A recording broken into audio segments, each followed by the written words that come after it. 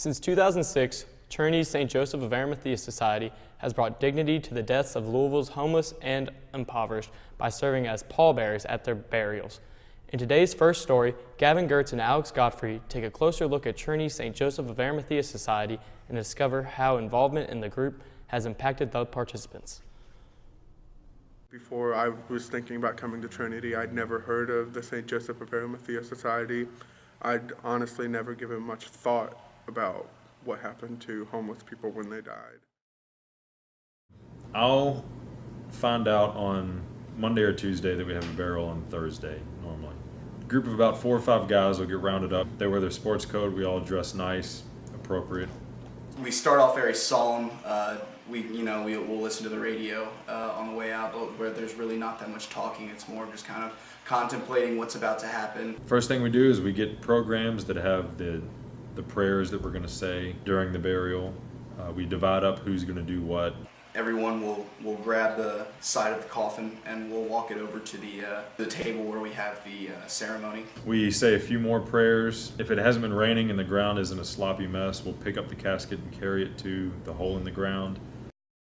It's hard to know all the ripple effects of how it can impact the community.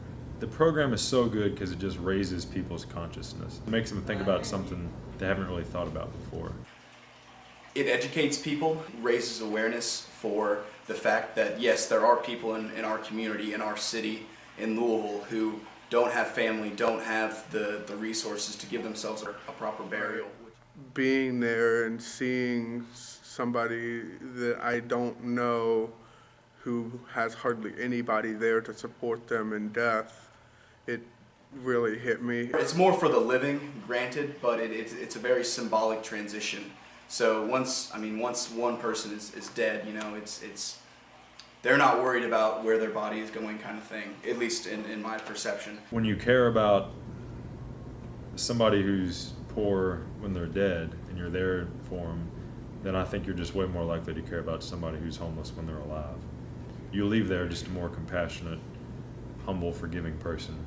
You're just helping the most vulnerable people in a very vulnerable time, and it is such a moving experience to be able to provide that service for them. When you're there in the moment, you all are one. You're experiencing the phenomena of life and death just with each other. It's just such a powerful, powerful thing.